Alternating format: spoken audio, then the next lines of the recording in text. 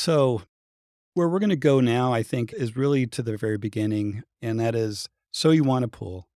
You've decided you want a pool. Your wife has come to you and said, "Hey, we've got three teenage boys. We want to keep our boys home. We got young kids. We want them to learn to swim." Or you just decided you want to have a pool.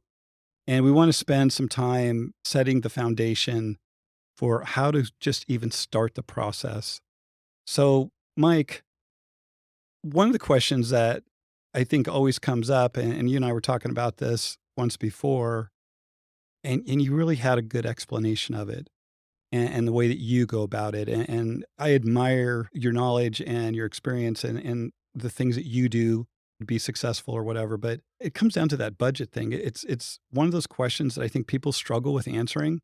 But as you and I have discussed, it really becomes imperative that whoever you're working with, that you're providing them with as much information as possible so that we as professionals can help you. So I'd love for you to explain how you go about talking to people about budgets on swimming pools and what your process looks like. Sure. So this is something I've struggled with for 30 years is do you ask the client what what's your number? And the challenge is, in all fairness, most people have never bought a swimming pool before, built a custom pool.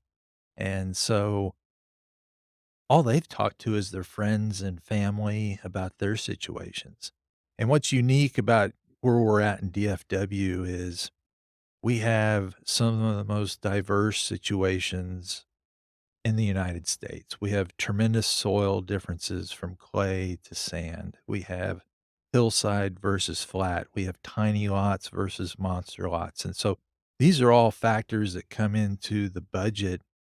And so when you talk about what your friend spent, it may have nothing to do with what you're going to spend on your property for the same exact looking vessel because all the other features are different on the projects. So what I found is the easiest way to help my consumer is we're going to sit down first of all and talk about what's on the wish list. I want to know the whole gamut of everything that you're thinking about on a project. So once I have that information, now I'm going to go out and what's called do a site analysis on the property. So I'm going to look at grades, I'm going to look at utilities, I'm going to look at access, I'm going to look at all the things that are going to be particular about that project. And then I've got the shopping list.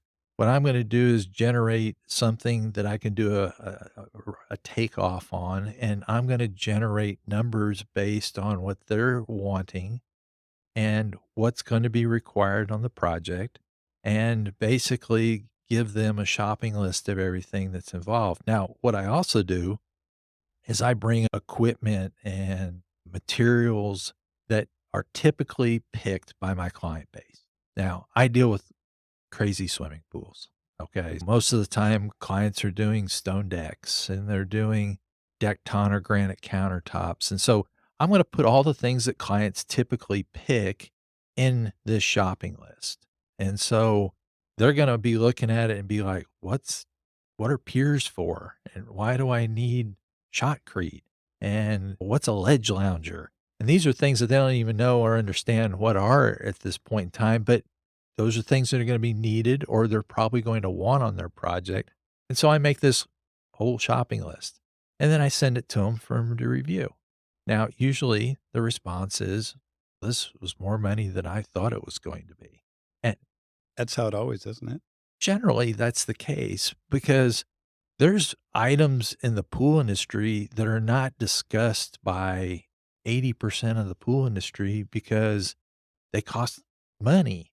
And if I bring that up, then I might not get the job because the other guy's not going to include it. And here's the point with that, and that is that the sales guy is there to sell you a pool. So he wants to get in and out as quickly as possible, get whatever little information he's going to get from you, throw something together, put a number on it, and try to close a deal.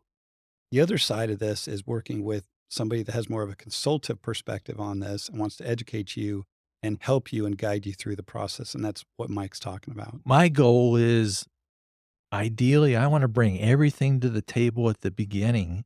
Agreed. The word change order doesn't come up in the process unless it's something that they already knew about and then they took it off the list, and then they brought it back, Mhm. okay? They're making educated decisions at that point in time versus you have someone that just puts something together and only gives you the information that you want and requested, and then is going to add things through the whole construction process and end up with a much higher end result because that's how they're gonna make their money.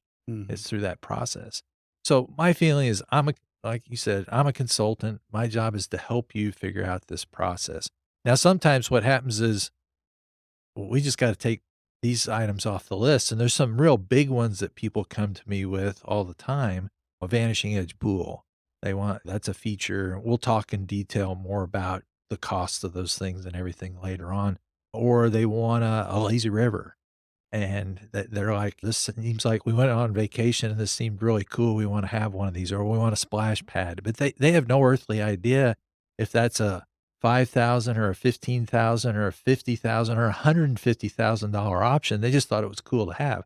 And so we talk about those before I even come back with the shopping list. Some things are taken off the list, and actually but the questions that I ask, a lot of times the whole concept will change of what they want because you give them information and then Sure. they realize they want something different.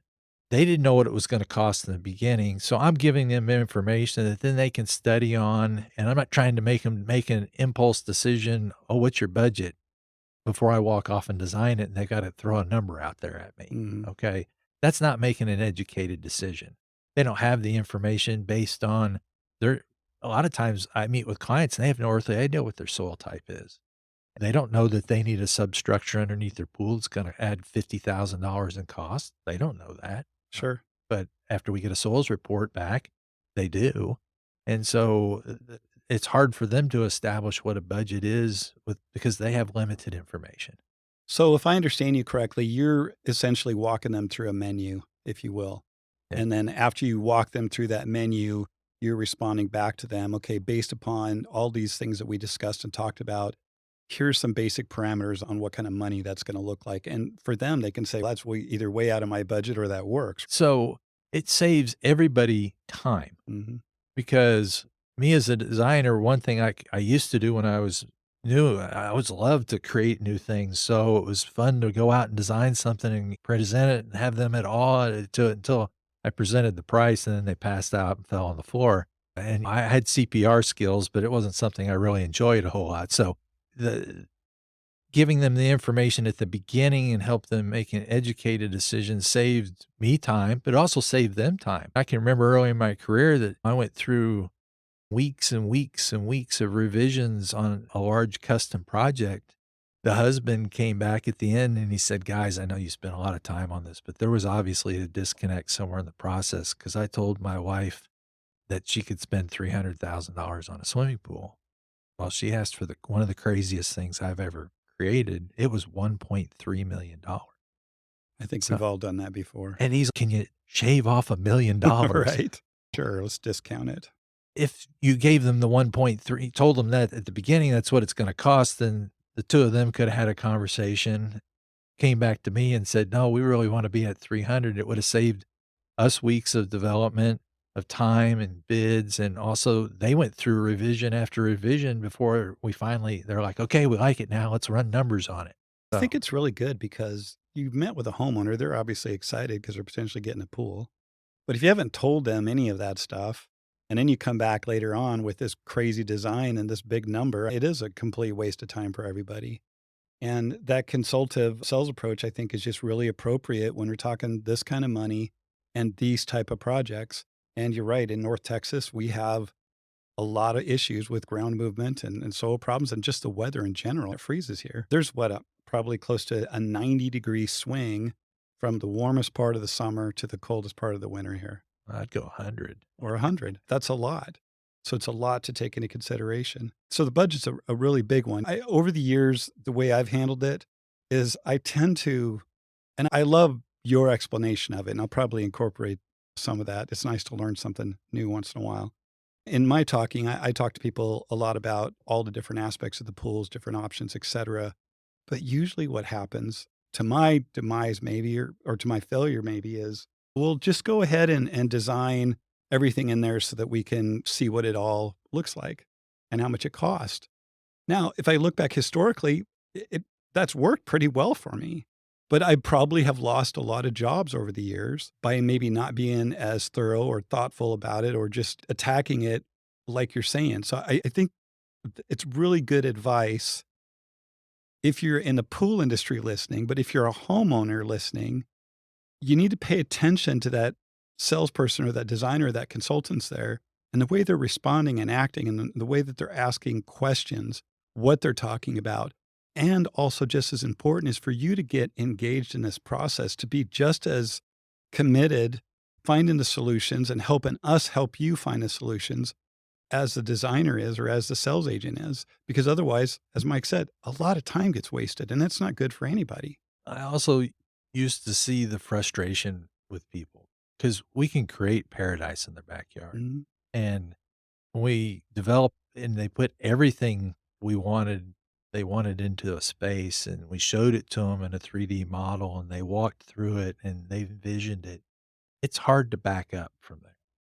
And so there was a lot of clients that just did nothing because they were frustrated because this project's a couple $100,000 more than we wanted to be. And but this is what we wanted and we can't unsee it. Now that's what we want. And so it created a lot of frustration. So versus I haven't created anything yet. They're just looking at a shopping list. Now, some people are like, Mike, you spin the vision, go out there and show people what you can do. And that's all great too. Most people in the pool industry don't charge hourly for design fees.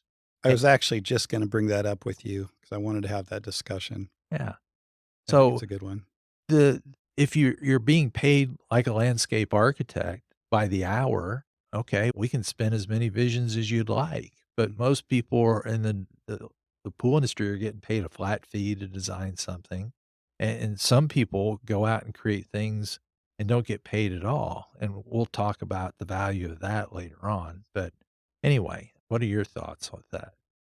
On charging for plans? That could be a whole episode in itself. Yeah. What was specifically what were you asking about? I guess just to come up with the right budget situation for them. How would be the best situation to go through? It's a challenge because I have been to houses where I would think there's no way these people are gonna spend more than X, and they do 10 times as much, and you're just in awe of it because you can't make sense of it, but it's what they want, to your point earlier.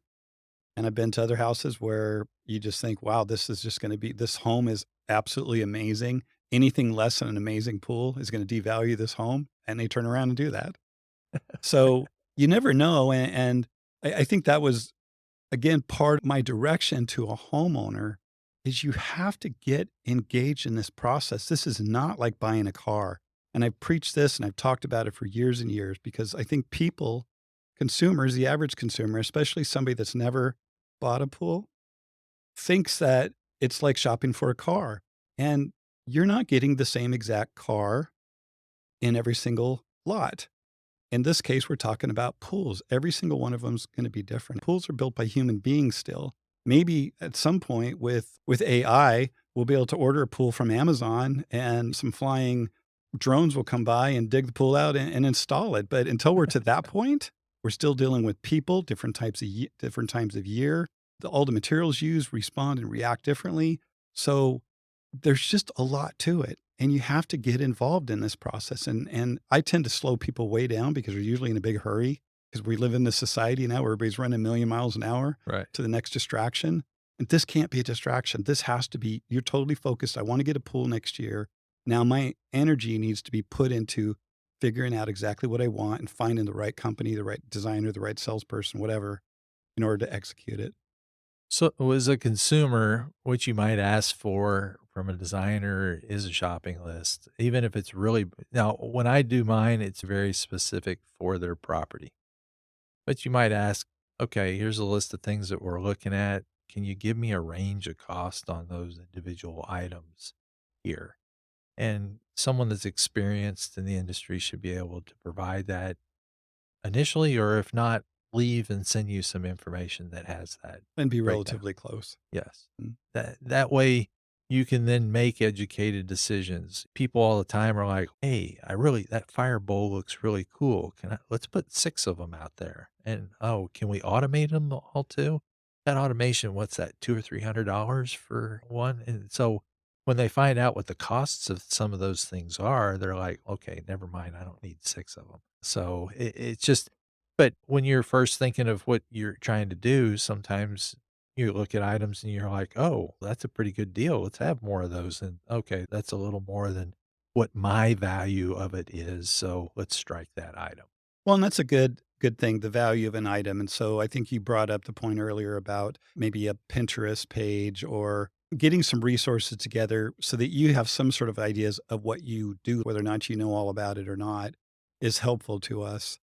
And I find myself constantly asking people for that, and they're like, there's quite a few pools that we like. We like these 5 or 6, and oftentimes the pools wouldn't even fit in their yard to begin with. What about that is it that they like?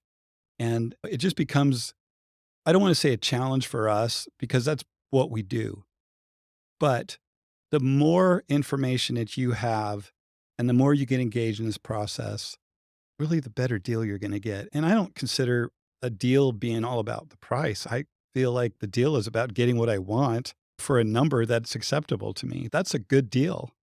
Yeah. So the wish list. So you mentioned Pinterest. So I always ask clients, "Hey, can you provide me with some insight to what's inside your head?" And photographs, in my personal opinion, are the best way to go on that. I tell people it doesn't have to be necessarily the feature you're looking at. Sometimes it might be the colors that you're looking Mhm. at, or this is a feel. I look at this photograph and I get a particular feel. I want to create that feeling in this space.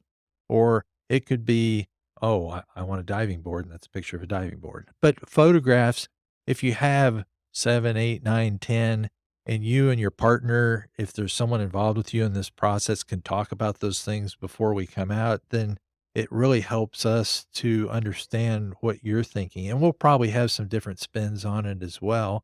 But photographs are really helpful. The hows, the website is, I think, another great one because you can make an idea book in that and share and tag different people. Sometimes people look at video, that's helpful to show, but those are all things that help me understand what's on your wish list, and the more I can understand how your thought process is and your style is and your colors, those are all things that help me create what's gonna be best for you.